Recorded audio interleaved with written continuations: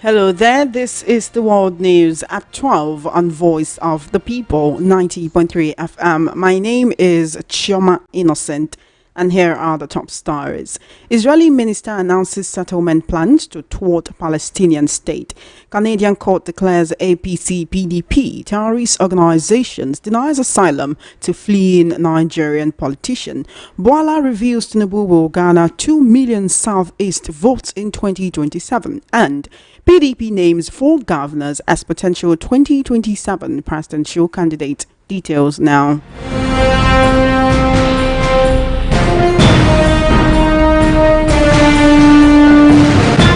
Thank you for staying tuned. The World News at 12 begins on the foreign scene, where Israeli far-right finance minister Bezalel Smotrich has said he will approve plans to build more than 3,000 homes in a controversial settlement project in the occupied West Bank, a move he said will prevent the creation of a Palestinian state. The so-called E1 project between Jerusalem and Ma'ale Adumim settlement has been frozen for decades amid fierce opposition internationally. Building there would effectively cut off the West Bank from occupied East Jerusalem and significantly obstruct its territorial contiguity. Settlements are considered illegal under international law, although Israel disputes this. They are one of the most contentious issues between Israel and the Palestinians. About 700,000 settlers live in approximately 160 settlements in the West Bank and East Jerusalem, according to the Israel anti-settlement group Peace Now. Land Palestinians seek for a future independent state. A Canadian federal court has upheld a landmark immigration tribunal ruling that declares Nigeria's major political parties, the All Progressives Congress APC and the People's Democratic Party PDP, as terrorist organizations, while refusing asylum to a former member, Douglas Egarivba, over his decade-long affiliation with both parties. In a judgment delivered on June 17, 2025, Justice Fuang Ungo dismissed Mr. Egarivba's application for judicial review after Canada's Immigration Appeal Division found him inadmissible under security provisions of the Immigration and Refugee Protection Act. The Minister of Public Safety and Emergency Preparedness had argued that the PDP and the APC were deeply implicated in acts of political violence, subversion of democracy, and electoral bloodshed, inflicting harm and terror on Nigerians. Mr. Egarivba, who joined the PDP at its founding in 1999, left in 2007 when he defected to the APC, staying there until 2017. He claimed that his personal record was untainted by the violence and manipulation that plagued Nigerian politics, insisting he had never personally engaged in terrorism or subversion. But Justice Ungo was unconvinced, writing that the conduct of individuals who are members of the PDP, including high-ranking officials and those who committed political violence and intimidation on their behalf, is too widespread and persistent over too great a period of time to dissociate the leadership of the party from their actions. In a recent development, Presidential Special Advisor Daniel Bala has said that Peter Obi, the presidential candidate of the Labour Party during the 2023 elections, will not be the flag bearer of any political party, including the African Democratic Congress. He also noted that the former Anambra State governor may not get the vice president slot. He disclosed this on Wednesday during a monitored television interview. Bala noted that the votes Peter Obi garnered at the 2023 election had been reduced by 50%. He bragged that President Tinubu will secure 2 million votes in the Southeast region in 2027. Let's take a listen to Daniel Bala talking on this situation during a monitored television program. The odds were against him. Even members of the Southwest, I was with him in the primaries and before the primaries. I know prominent figures in the Southwest who turned their back from him. Why? Because they were hearing that a Fulani man will give to another Fulani man. So they rally around Alhaji Abubakar. The Southeast, they were trying to find a place. Majority of them tried to align with Alhaji Atiku Abubakar. The North Central, Peter Obi used dangerous rhetoric and deceived the church. that he is going to take the country back to the church. And he got the number he could muster. You see this thing? This is going to be like I don't know how to describe it, but let me take you zone by zone. You see the Southeast, I guarantee you President Bola Tinubu is going to get more than 4 times, if not 6 times the value of the vote he got. So because all the governors get 800,000 votes or 700,000 in the Southeast, that's what he's saying. No, he will get up to 2 million. But let me tell you, in the Southeast, yes. Where will he get that? Let me tell you why. How many votes are there in the Southeast? There are lots of votes. Yeah, but the question is that if that. That was Daniel Bala speaking on President Tinubu getting 2 million votes in the Southeast come 2027. In a research statement on Wednesday, the human rights organization Amnesty International announced the launch of its report on the horrific security crisis in the Southeast that claimed the lives of thousands and led to the enforced disappearance and displacement of hundreds of people. Party PDP claims to have identified several of its governors as potential presidential candidates for the 2027 general elections. Debo Ologunagba, the party's national publicity secretary, told reporters in Abuja on Wednesday that the PDP has a roster of capable and performing governors who could challenge the All Progressives Congress APC. He listed Bala Mohammed of Bauchi State, Sheyi Makinde of Oyo State, Agbu Kefas of Taraba, and Diri Duye of Bayelsa as highly qualified to fly the party's flag. The announcement comes ahead of the party's national elective convention scheduled to be held in Ibadan, Oyo State from November 15 to 16, 2025. The PDP's National Executive Council at its 100th meeting had confirmed the date and venue for the convention, reportedly agreeing to zone the 2027 presidential ticket to the south, a move seen as favoring Makinde. Ologunagba described the PDP as the next natural alternative to the APC and said Nigerians are yearning for a return to the party's era of governance. You are currently hearing Voice of the People 90.3 FM. I'm now being joined by legal luminary Barrister Fred Nzako to discuss, and then going ahead to deny asylum to a Nigerian politician who had affiliations with both parties over a period of a few years, of over a decade. This politician, Douglas Egarefba, was in the PDP for a while. He was in the PDP from 1999 to 2007. He was in the APC from 2007 to 2017. He traveled to Canada in 2017 to seek asylum, and they're refusing to give it to him.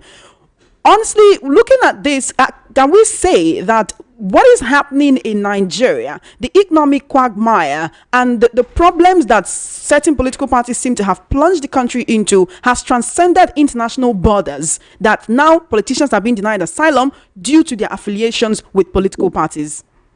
Yes, it is unarguable. It is obvious that what is going on in Nigeria reverberates around the world. Recall that Nigeria is statistically that every 5 black people you meet, one must be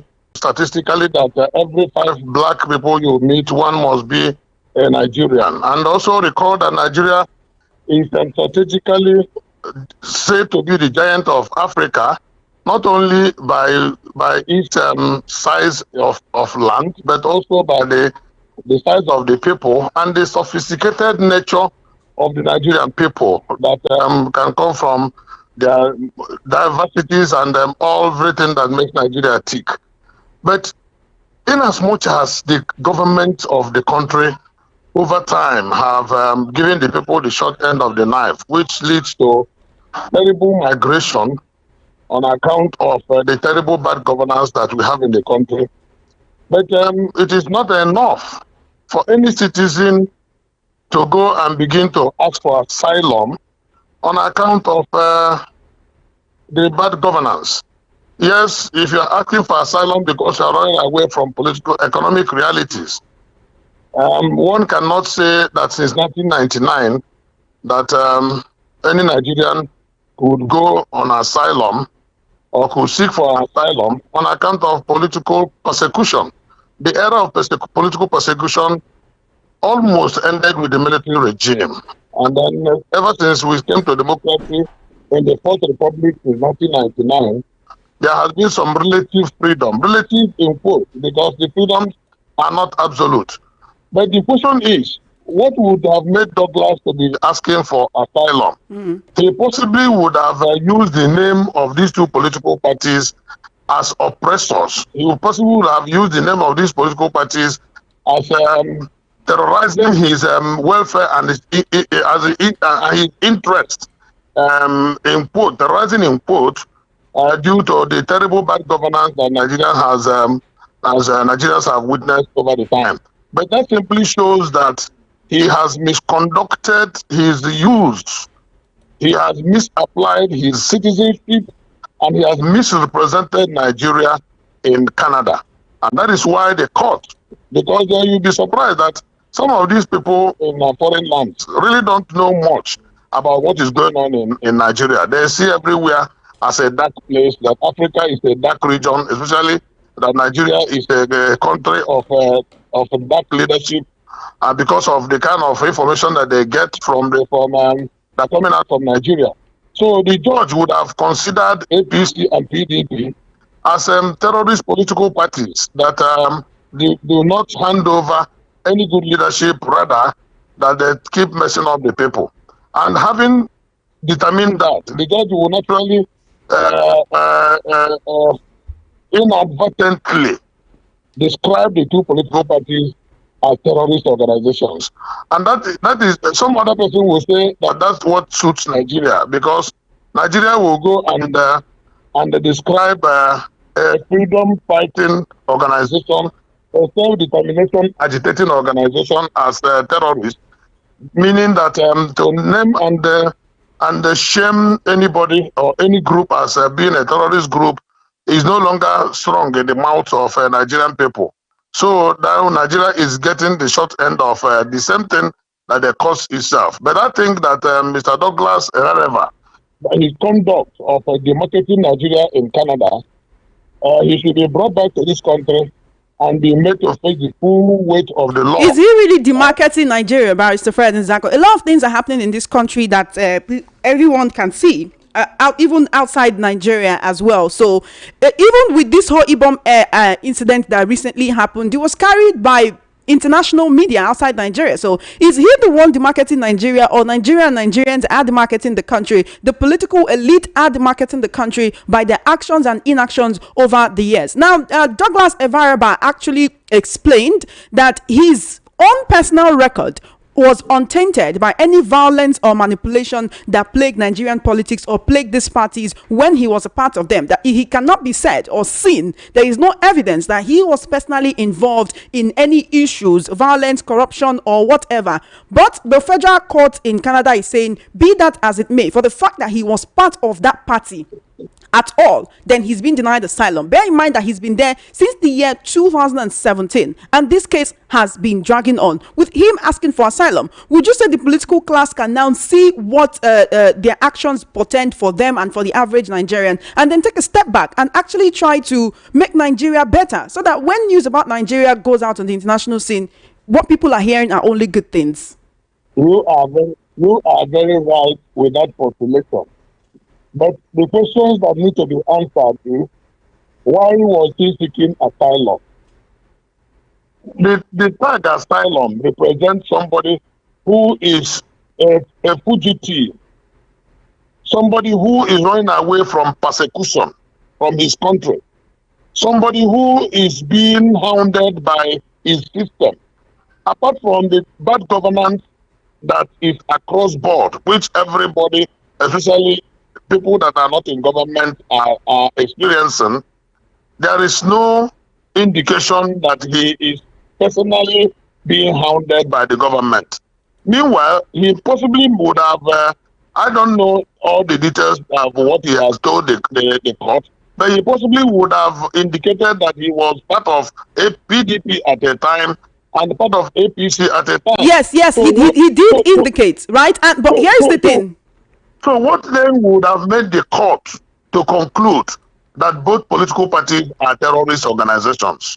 They're saying it's due to politically motivated killings. They're even saying that the PDP was engaged in acts of subversion and terrorism, right? That they were engaged in ballot stuffing, ballot box snatching, voter intimidation, killing of opposition party supporters and their candidate, and that the PDP and the APC enjoyed the benefit of such violence and took no action to stop it. In fact, they pointed out the PDP's record during the 2003 and 2004 polls, saying that it is sufficient to determine his case. The PDP is positioning itself as an opposition party that has a different and opposite ideology from that which the APC is operating from. But isn't this declaration an indictment on the PDP as well?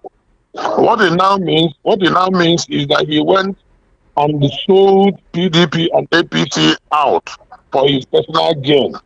He went and gave wrong narratives of the parties. Yes, the government has not been doing well. Yes, the government can be said not to have performed up to the expectations of the people. Yes, it can be said that the government is fond of rigging an election and the rest of them. But all those things, all those narratives that he presented in order to gain personal favor from Canadian government did not really represent the realities on ground. And that is what I'm talking about. He's trying to demarcate the country for his personal gain. Now, trying to seek asylum simply means that he had to badmouth his origin. He has become another Kemi Badenoch in Canada. It's just that he didn't have an opportunity. What it now means is that if he was granted such an asylum, he would have integrated into Canadian system and possibly go into Canadian politics and continue to demarcate Nigeria exactly the same way Kemi Badenoch is doing. And then when you now hear him talk evil about Nigeria, you begin to wonder why would he be doing so. And that is why I said that it is good that they denied him asylum, because he didn't come to equity with clean hands. He came by way of fraud and the fraudulent misrepresentation of fact in order to gain undue advantage and undue patronage from a foreign country. And that is why he has to be brought back to Nigeria and made to face the law in the dock. Now he can now tell us how PDP and APC chased him away from Nigeria. But so you're saying he's the reason why these two parties were declared as terrorist organizations, when all he did was to fill a document, a background declaration form, which there were questions about if he had any political affiliations, and he filled it in and said yes, he had political affiliations with the PDP and with the APC at different times. So how does that translate to him demarketing Nigeria and to him postulating that the PDP and APC are terrorist organizations? Yes, he gave them the impression that he was speaking from the standpoint of somebody who knows the system. Having affiliated with PDP between 1999 and 2007, a period of 8 years, and having affiliated with APC between 2007 to 2017, a period of 10 years. So 18 years is long enough for any adult to be able to have a clear assessment of the working of the system. And his own verdict is that the system was killing people. What was his verdict? His own verdict was that the system, the two political parties, PDP at one time in power at the federal level, and APC at another time in power at the federal level, that their stock in trade was to kill, maim, and criminally rig elections and do all manner of terrible things. All these narratives were given so that he could chorus on sympathy from the government. And when he now failed, inadvertently he had portrayed the country in a very bad light. All right, the PDP ruled Nigeria for 16 years. APC has been in power for 10 years now. Does this mean that Nigerians can go and demand, ordinary Nigerians who have no political party affiliations can go and demand asylum, can go and seek asylum in Canada, saying that, oh, since these organizations have been proscribed, have been seen to be terrorist organizations, they're after our lives due to economic conditions and security situation, insecurity in the country, as the case may be. Is this a clear pathway for ordinary Nigerians to go and seek asylum in Canada? If anybody is seeking asylum in another country, the person should have veritable, verifiable, and cogent reasons to seek for an asylum. Most times, if a country is at war, citizens can seek asylum. Nigeria is not officially at war, even though Nigeria is under terrible attack of terrorists. If somebody seeks an asylum because terrorists had attacked him or her, and then is afraid that there could be a repeat of such attack, then that can even be given some modicum of consideration. But Mr. Douglas Egareva is not from records, not from the Northeast, nor from the Northwest, nor is there any record to show that by 2017 that he ran away from the country, that he came under the attack of terrorists. And there is nothing to show that his narrative and his claim of persecution is real and cogent. So anything he has done was to fraudulently acquire undue favor and undue patronage and undue consideration from the Canadian government. And he has failed in that regard, because the Canadian government will possibly have known that he was talking trash, and that was why they denied him asylum. They could not prosecute him, possibly because he is not a citizen, but I think that they should not haste to, they should make haste to bring him back to Nigeria and hand him over to our security agencies for proper prosecution.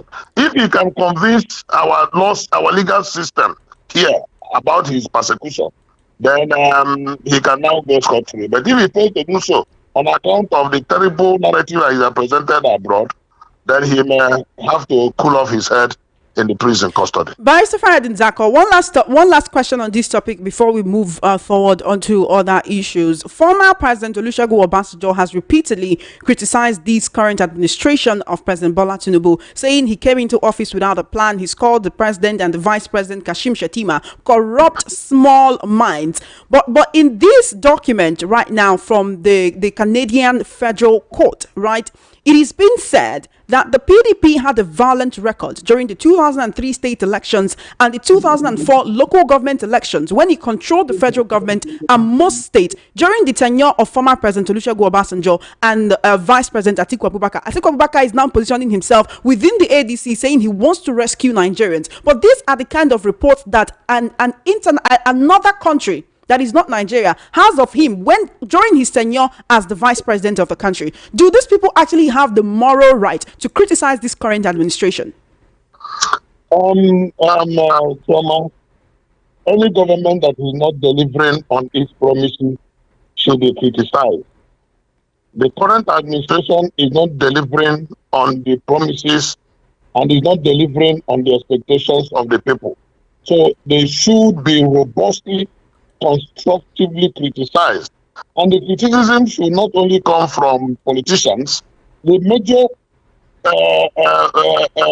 credible criticism usually comes from the people who bear the brunt of bad leadership.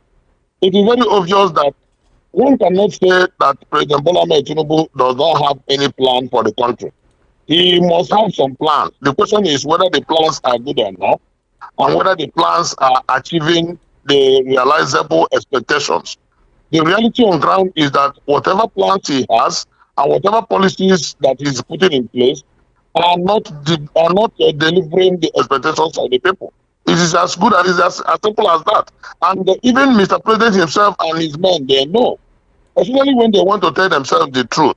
I believe they should be telling themselves the truth when they sit at Federal Executive Council meeting or at other meetings where most ordinary Nigerians are not privy to knowing what they talk about, except they are deceiving themselves. The country is not running well under his government, and he's struggling to put things in place. The narratives and his style of leadership are giving out the fact and the impression that he doesn't know what he's doing. But I can tell you that he has his plans. He said he has, and he said we should not pity him, that he knew that the country was not well, the country's economy was not healthy, but that he had the magic wand to fix it. That magic wand has become a comical wand that is unable to fix any problem. Rather, it has exacerbated the problems and thrown more people into abject poverty. That 3 million very poor people were handed over to him. He has increased the number to 133 million people since his regime. And going forward, Nigerians do not know how he intends to solve the problems that were created before he took over and the ones he created by himself. And that is why Nigerians are talking to themselves in various communities and in small circles that they should shine their eyes in 2027 so that they will not repeat the mistakes of the past. Vice President Zako, presidential advisor Daniel Bala was on the Monitor television program yesterday where he said that President Tinubu will get 2 million votes, would get at least or as much as 2 million votes from the Southeast come 2027, and that Peter Obi will not get any presidential ticket, rather, under any party, not the ADC, not the Labour Party. In fact, he won't get any presidential ticket, so he won't, even if he runs in 2027, he has no chance of winning. Now, where exactly, Nigerians are asking, where will President Tinubu get these 2 million votes in the Southeast, considering that in 2023, he got less than 200,000 votes. He got about 127,000 or 123,000 votes or so from the Southeast. So what will change in 2027? There are three issues you raised in this simple question. One, the issue of 2023 election. Daniel Bala would have just made his statement without calling Peter Obi, because he should first debunk the assertions by former Governor Nasir El-Rufai, which has been confirmed by engineer David Babachir Lawal, former Secretary of Government of the Federation, stating copiously, not only in words, but with figures, that Mr. Peter Obi won the 2023 presidential election with over 10 million votes, and won in 19 states, and had 25% of lawful votes in at least 28 states, and that he won that election clean and clear. Do I call it revelation or do I call it confession, made by people who were in the inner circle of APC election system and program in 2023, such have not been debunked, and we expect that Mr. Bala should present something else, either to debunk it or to set the record straight, or to also admit, because this is a time of confession. It's always good. The holy books on both sides have admonished humanity to always confess their sin so that grace will abound in their lives. Anybody who knew of that infraction, that breach and the stealing of the mandate of the people, and does not talk, will be burdened by guilty conscience. And these men have tried to wash off their guilty conscience, and we expect others to also do so. But you recall this case went on the way to the Supreme Court, and the court affirmed President Bola Tinubu. Choma, we all know that. There's what we call garbage in, garbage out in computers. What do you expect the courts to do? Did INEC give them what they should work with? Did INEC not do magic and call it technical glitch? Did INEC not declare result in the midnight and the declarant ran away? After the declaration, he was said to be flown away from the country in a private jet because he was afraid that such declaration could cause him more harm than he expected. Did all these things not play out in public domain? So we can't begin to drag in the issues of whether the court said or the court did not say.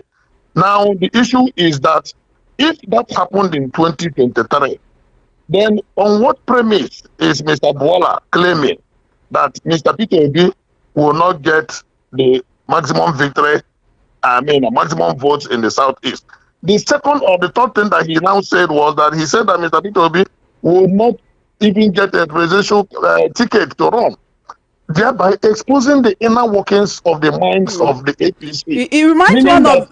No, don't cut me now. Okay, go ahead, sir. I want to say something very important. Okay. It now shows that the government in power that is being served by Mr. Bala are making every effort to ensure that Peter Obi does not get the ticket of any political party. You can now see where the problem from Labour Party is coming from. You can now see where the problem in PDP is coming from. You can now see why they could not register ADA as a political party. And you can now see why, even when they migrated into ADC, the government is now trying to run round in a circle to ensure that they pull down the party. Now, out of the abundance of the heart, the mouth speaks. Mr. Daniel Bala is inadvertently, without knowing it, exposing the inner workings of the party that he serves. Just yesterday, Yunus Otanko, who is the Obedient Movement Worldwide Coordinator, came out to accuse the APC and President Tinubu of trying to thwart Peter Obi's political ambitions by causing problem into whichever political party he steps his foot in. That is exactly what Mr. Bala has confirmed. Now you can now understand why they are running up and down, because due to conscience. Look, Uthman Danfodio once said that conscience is an open wound, and only truth can heal it. Guilty conscience is a slow poison that decimates the integrity of any man and reduces him to the abyss of infamy. What is happening today is that the people who rob Nigerians of their choice of leadership, of which we are now seeing the typical cases all around the country, that the wrong person is on the saddle, the man not elected by the people, and that is why whatever program he is trying to implement are not people-centric programs. And that is why some people believe that he does not have any program at all. Now, what Mr. Bala has said is a confirmation of the statement by Yunus Otanko. And that is what almost every Nigerian of adult age knows, that APC and the party at the center are jittery. And that's why they have engaged almost all the social media influencers that lack scruple and integrity to continue to be on the name Mr. Peter Obi, a very simple name of 10 letters. But anytime that name is dropped anywhere, both in voice or in print, they get jittery. Why would they keep getting jittery on a man who they claimed was top position in the election? Choma, it is because they know when the rat steals your meat on the fire, the rat will never be at rest until he is sure, the rat is sure that you have either forgotten that meat or you have forgiven the rat. The people who have stolen the mandate of the people are not at rest. And that is why they are jittery, and they are doing everything possible to tarnish the image and integrity of the people's president, the president in the mind of Nigerians, and the president that has received the mandate of the people. The people did it before, and the people are promising to do it again in 2027. But his friend Zako, no doubt he has his own supporters, but we cannot say all Nigerians that have given Peter Obi their mandate. Nigeria has a population of over 220 million people, but over 10 million people asked him to become our president. And that number was more than enough for him to be in Aso Rock. But the mandate was clearly, openly stolen by INEC, led by Professor Mahmoud Yakubu. In the meantime, there are questions about political stalwarts in the southeast, their support for or against or being against Peter Obi for the 2027 elections. Yohannes Ndigbo has come out to say that they want an Igbo presidency for 2 terms and not for 1 term. We've seen Anambra State Governor Chukwuma Soludo coming out to say anyone promising to go for 1 term is a liar and will not uphold such a promise. We've seen him saying President Tinubu has been his friend for 22 years and he will not betray him, so they work well together. We've seen him visiting the president and wearing a cap bearing President Tinubu's Infinity logo. Some people see this as a mark of betrayal, seeing as he and Obi used to be in ABGA together for a while. Well, the politics pattern of Mr. Peter Obi is not Spanish, it is not ethnic, it is not tribal. Mr. Peter Obi wants Nigeria that is working. He wants Nigeria that is good for all. He wants Nigeria where youth will have life and future. He wants Nigeria where old people will be respected and enjoy the fruit of their labor. He wants a Nigeria that is productive. He's not interested in the primitive jealousy being exposed or being voiced out by Professor Chukuma Soludo is a case of unnecessary primitive jealousy. You recall that Chukuma Soludo acts like somebody who has been given this kind of childish promise that their parents usually give their children when they want them to commit some mischief. And then the child or the children that they are so sent will now begin to misbehave. You recall that he had usually penned down issues attacking Mr. Peter Obi, trying to undermine his integrity. But at any time he tries to talk against Mr. Peter Obi, he receives some backlash. He is free to operate his politics the way he wants, but he is not free to insult another person, because politics of mudslinging and backbiting is not to be expected from somebody who professes to be a professor. We expect him to be a leader and then lead and do his assignment the way he feels he should do. He is free to belong to Tinubu's camp. He is free to support Mr. President. He is free to work for Mr. President, but his freedom will end where the right of the citizens will begin. And that right is for the citizens to vote whoever they want to become their president, irrespective of the primitive jealousy and mudslinging that you see from Professor Soludo. But Bryson Zako, just before you go, I want to quickly talk about, for a minute or two because of our time, the Amnesty International report, which was released yesterday, saying that there's been a horrific security crisis in the southeast that claimed the lives of thousands and led to the enforced disappearance and displacement of hundreds of people. It talked about how the Buhari government had a brutal clampdown on pro-Biafra protesters in 2015 and how there was crisis and bloodshed in the southeast. It talked about how over 2,000 people have been killed in the southeast since the year 2021. I want to hear your thoughts on that. Yeah, it is good that it's coming from an independent body. When the people of the southeast lament about the brutality against the youth of the southeast in the guise that they are attacking a phantom organization that they nickname terrorist organization, just giving a dog a bad name in order to hang it. Now, Amnesty International is now trying to tell the world, not only telling Nigeria, that the activities of security agencies against the youth of the southeast are unbecoming of organizations that are saddled with responsibility of protecting the lives and properties of the people. You don't kill the people you are supposed to protect. Recall that there was Operation Python Dance, and we said that you can't talk about Python Dance in an environment where you claim to be safeguarding the lives of the people. Every 2-3 kilometers on the road in the southeast, you either see a military or a police checkpoint. Yet, in the midst of all the checkpoints, there is still wanton kidnapping, wanton destruction of lives, and then incessant extortion of the people. And that simply tells you that the southeast is seen as conquered territory in Nigeria. While the people are lamenting the state of marginalization and deprivation by government, by starving the people of presence of federal government, yet the only presence of federal government that they see are extortionists that are planted along their way. Now, Amnesty International is raising a voice in that regard and against such practice.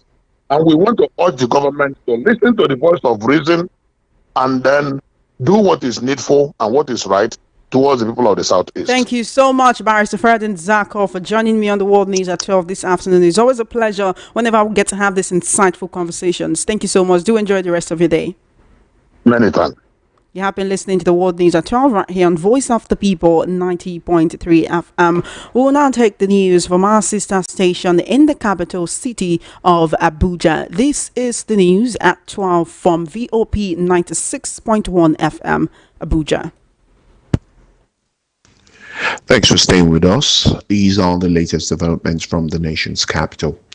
President Bala Tinubu will today, August 14, 2025, depart Abuja on a two-nation trip to Japan and Brazil, with a brief stopover in Dubai, the United Arab Emirates. In Japan, the president will attend the 9th Tokyo International Conference on African Development, TICAD-9, with the theme Co-Create Innovative Solutions with Africa. The conference will focus on economic transformation, business environment reforms, private investment, innovation, and building a resilient and sustainable African society.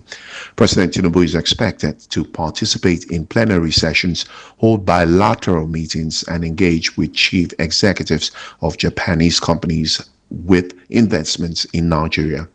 The TICAD, launched in 1993 by the Japanese government and co-hosted by the United Nations UNDP, the African Union Commission, and the World Bank, is a triennial forum for high-level policy dialogue between African leaders and development partners. At the end of the TICAD-9, President Tinubu will proceed to Brasilia, Brazil's capital, for a two-day state visit from August 24 to 25. Speaker of the House of Representatives, Tajuddin Abbas, has praised the National Agency for Science and Engineering Infrastructure, NACINI, for advancing affordable and clean energy solutions. Speaking through Alex Mascot at the inauguration of the NACINI Portland CNG Conversion Training Center and Refuel Station in Kubwa, Abuja, the speaker described the initiative as both timely and impactful. Abbas noted that energy transitions are not only about technology, but about improving citizens' quality of life, commending NACINI's leadership for making life easier for Nigerians. He urged Nigerians to embrace the energy transition process, acknowledging that it takes time but is necessary, citing examples from Argentina, Pakistan, and Iran, where millions of vehicles have successfully been converted to compressed natural gas (CNG. The speaker expressed confidence in Nigeria's potential to lead Africa in CNG adoption. Two permanent secretaries of the Federal Capital Territory Administration have been inducted as doctorate fellows of the Chartered Institute of Human Resources and Strategic Management, CIHRSM, with a mandate to lead reforms in public service ethics and land use compliance. The honoraries, Asamu Mukhtar of the Women Affairs Secretariat and Ajayi Babatunde of Common Service received the award during the 2025 CIHRSM investiture in Abuja. Registrar and CEO Mina Abel urged inductees to be problem solvers in their sectors, stressing that effective human resource management requires adherence to government rules, from staff management to enforcing land use regulations in line with the Abuja Master Plan. Other senior FCTA officials were also honored, including Isa Naziru, Director of Finance and Accounts, Abenu Solomon, Head of Administration at the FCT Civil Service Commission, and Awal Abdullahi Ibrahim, overseeing the Director of Human Resource Department at the FCDA. Mukhtar described the recognition as a call to duty and to deliver quality service, maintain high ethical standards while training subordinates to do the same. The emphasis on ethics comes as FCT Minister Nyesom Wike ordered strict enforcement of land use provisions in certificates of occupancy, warning against illegal property conversion, and threatening penalties on title revocations. An Abuja High Court has arraigned 4 women for alleged child trafficking and criminal conspiracy. The defendants, 30-year-old Precious Silas, 47-year-old Ngozi Ununwa, and 40-year-old Chinua Onugwaga, and 25-year-old Favor Ohigbemi, all residents of Karimo, Abuja, are accused of bringing 3 boys aged 7, 8, and 12 from Imo State under the pretense of enrolling them in school. Prosecutor Donato Saba told the court that the women allegedly posed as blind persons and used the children to beg for money from unsuspecting motorists. The alleged offenses violate the Trafficking in Persons Prohibition, Enforcement and Administration Act of 2015 and the Child's Rights Act of 2003, which protect children from the abuse and exploitation. All four defendants pleaded not guilty, and their lawyer, B.C. Nadika, applied for bail on their behalf. Those are the latest developments in the nation's capital. I am Nkamiang John.